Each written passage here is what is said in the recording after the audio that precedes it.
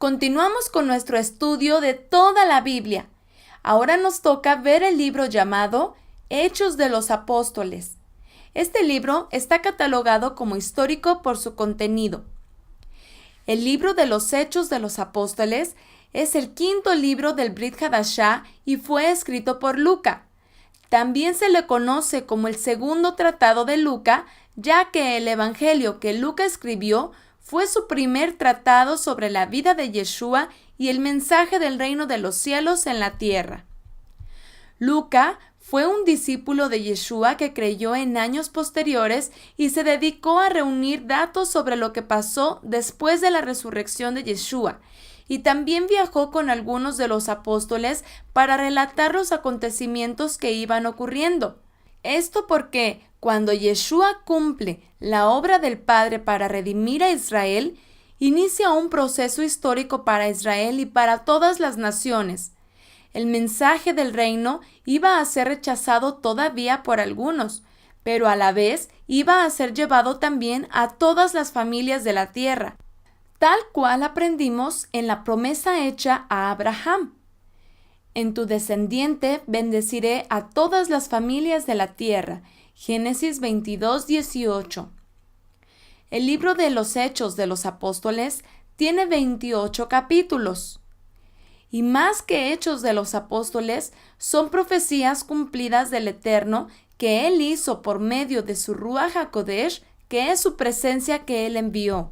Lucas inicia en el capítulo 1, versos 1 al 11, relatando cómo Yeshua, después de resucitar, da mandamientos para que las promesas del Padre tuvieran su plenitud, ya que Yeshua había venido para limpiar a Israel de todas sus iniquidades, y todos los que creyeron fueron lavados espiritualmente y decidieron obedecer los mandamientos. Esto les preparó para que una promesa más viniera a cumplirse, la cual es que el Padre viniera a morar en medio de Israel y todos aquellos los que le buscan de todo su corazón en santidad y obediencia. Los discípulos de Yeshua esperaban que, habiendo resucitado, Él restaurara el reino físico a Israel como en tiempos de David, ya que a ellos siempre les habían enseñado eso. Sin embargo, Yeshua les vuelve a decir que el reino no es como las naciones, sino que ahora el Padre haría las cosas como Él las tenía determinadas y en el tiempo que Él quería, porque los pensamientos del hombre no son los del Padre eterno. De esta forma, Yeshua se despide de sus discípulos para subir al Padre en los cielos, para recibir el reino y sentarse como rey de lo que le pertenece al Padre. Pero antes ordena a sus discípulos que el Padre sí cumplirá su promesa, y esta ocurriría en la festividad de Shavuot, que significa semanas, el día que se entregaba una primicia del nuevo grano de trigo. Esta festividad anunciaba que serían recogidas primicias de los israelitas para ser escogidos como santos del Altísimo, y asimismo de entre todas las naciones. Eso es lo que significaba restaurar el reino, el Eterno reinando por medio de Yeshua y morando entre Israel. En el capítulo 2, vemos que han contado 7 semanas enteras, que son 49 días, y el día posterior a las 7 semanas, el día número 50, llamado Pentecostés, se reúne todo Israel de Judea y los alrededores y muchos israelitas que venían de todas las naciones en el exilio para celebrar la festividad y entregar sus primicias. Y entonces se cumplió la promesa del Padre, la cual habló Yeshua y los profetas, que el Padre haría morada y elegiría al remanente para hacerse una habitación en la tierra. Así leemos en Ezequiel 37:27. Estará en medio de ellos mi santuario, y seré a ellos por Elohim, y ellos me serán por pueblo. Los discípulos estaban reunidos para la festividad en el templo de Jerusalén, y todos los asistentes se enteraron de lo que pasaba. El Ruach HaKodesh descendió como un fuerte viento y posó sobre los 120 discípulos reunidos, y entonces ellos abrieron sus bocas hablando en diferentes idiomas, de tal manera que todos los israelitas que venían de todas las naciones escucharon con claridad en el idioma en el que habían crecido. Y los discípulos hablaban maravillas del Todopoderoso, de que el Padre había perdonado a Israel, que había enviado a su Redentor, que no se acordaría de sus pecados, que venía a ser morada entre ellos, que amaba la santidad y la obediencia, y muchas cosas más.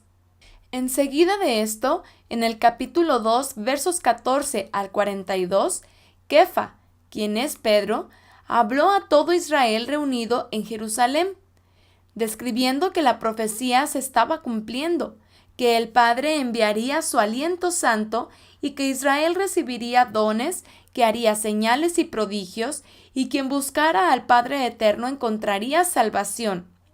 También les recuerda a Yeshua, que por medio de la obra de él, esa profecía se estaba cumpliendo, ya que al vencer Yeshua al maligno, entonces el reino era recuperado y Yeshua tomaría el trono de David.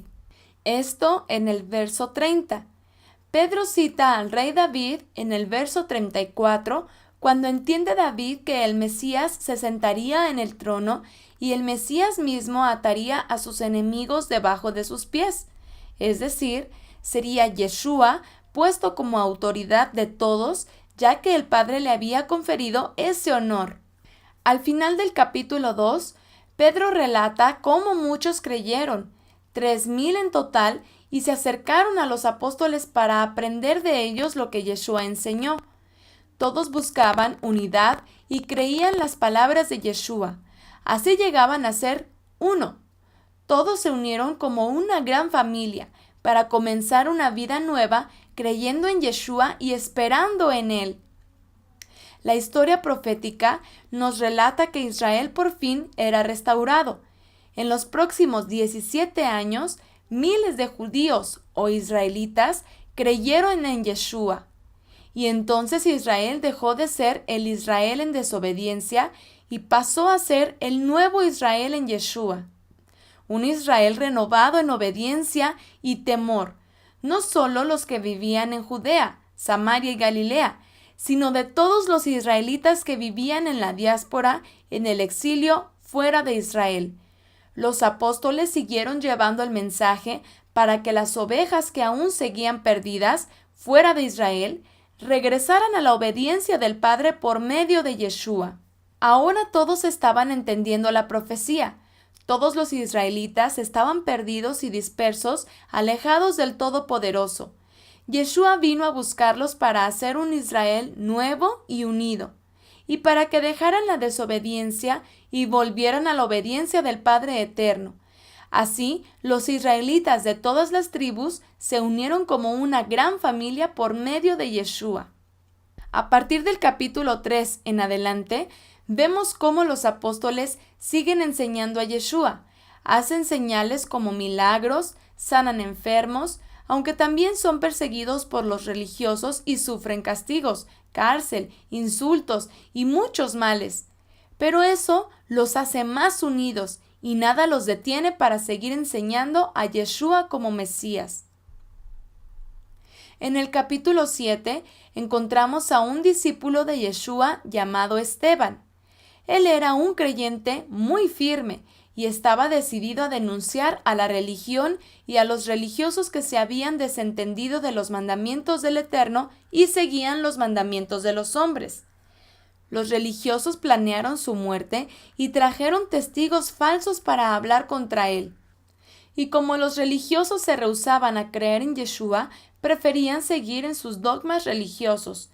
Entonces se enojaron y finalmente dieron muerte a Esteban. Así, Esteban fue el primero que muere por el mensaje de Yeshua, y así inicia una persecución contra los discípulos y apóstoles de Yeshua en toda Judea y los alrededores.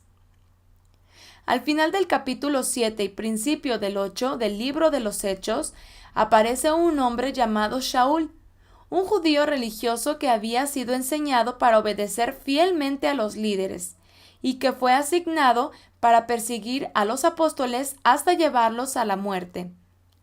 Este hombre creía que era obediente y defendía la fe contra las falsas enseñanzas, pero no se daba cuenta que él tenía falsas enseñanzas y que la enseñanza de los apóstoles era la del Padre en Yeshua y es la verdadera. En el capítulo 9 vemos nuevamente a Shaul de Tarso que conspiraba contra los creyentes en Yeshua.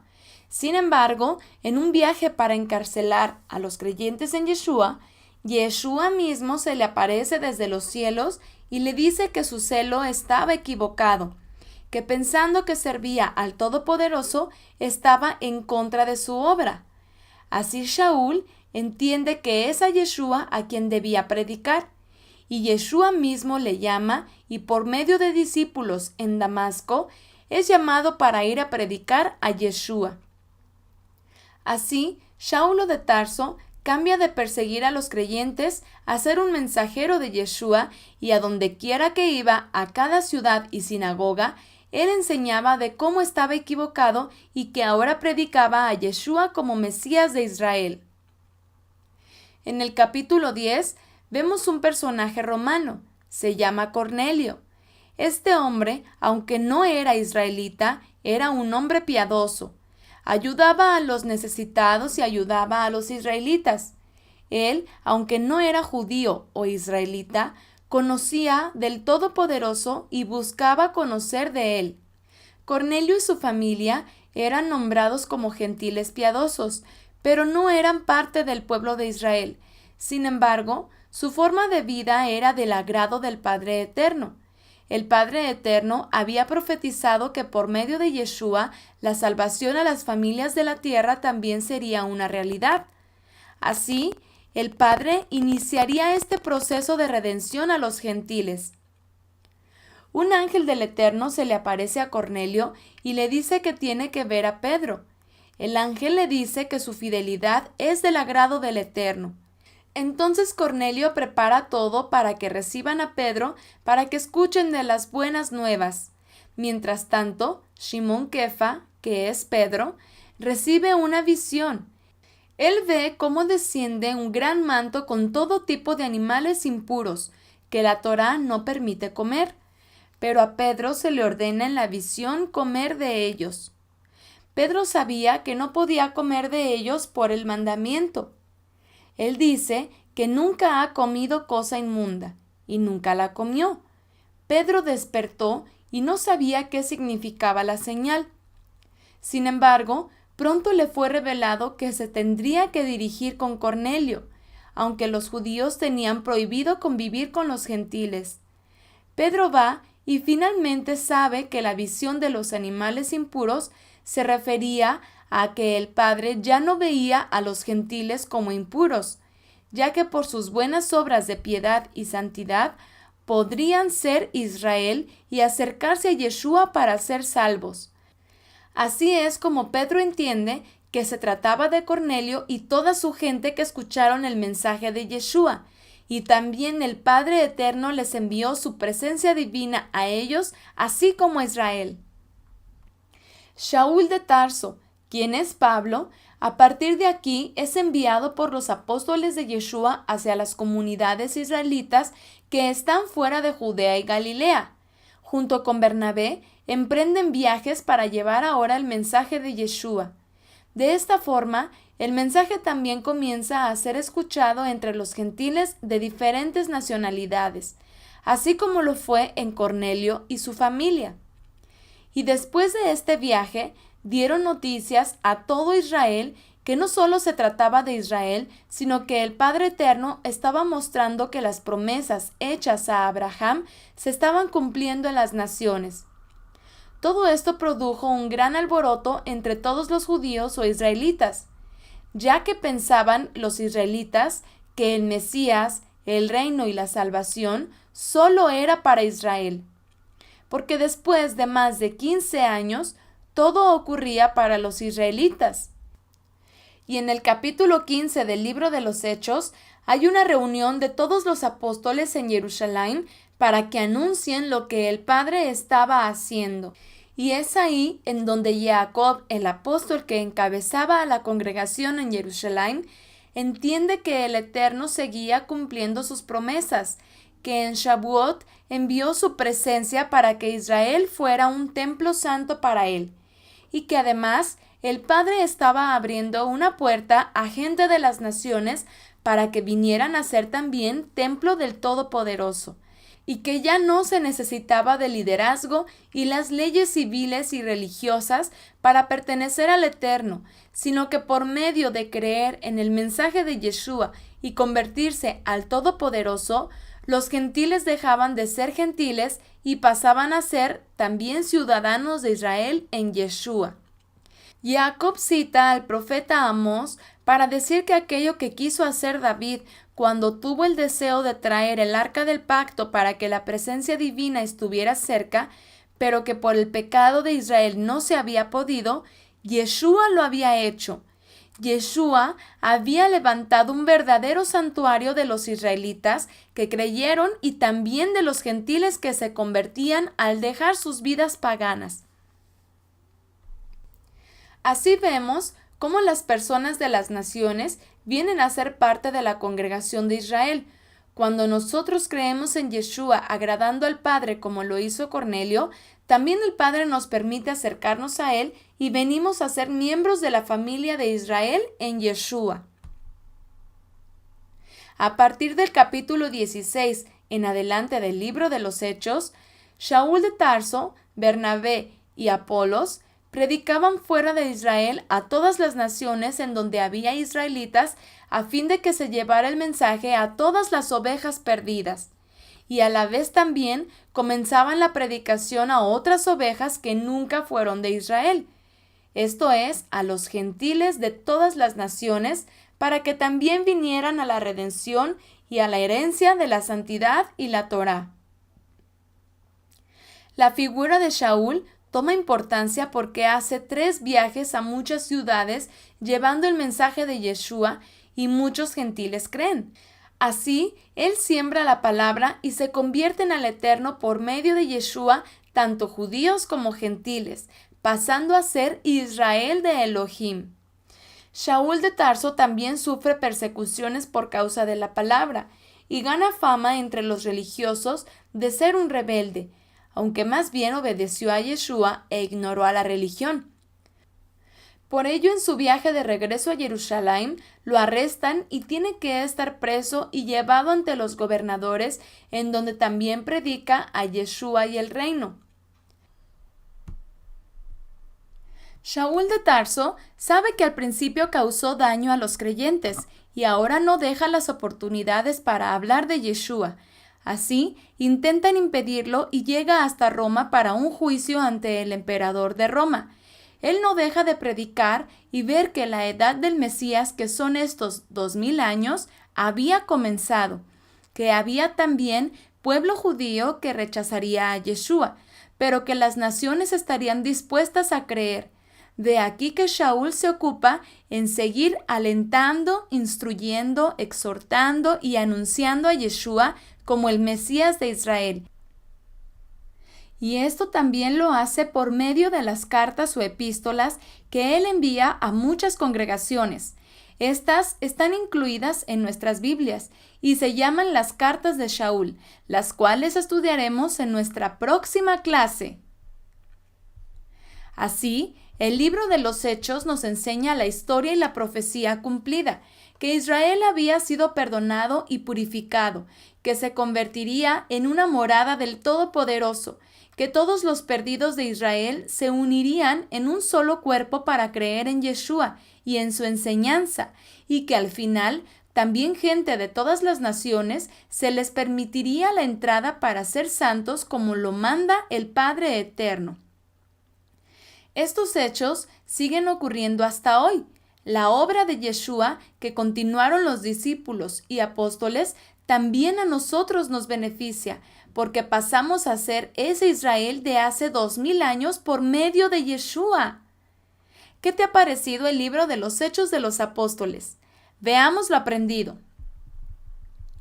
¿Qué contenido literario tiene Hechos de los Apóstoles?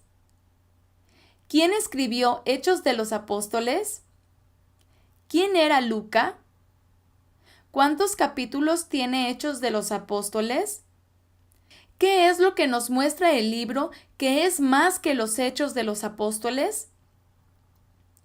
¿Qué esperaban aún los apóstoles que hiciera Yeshua después de resucitado en el capítulo 1?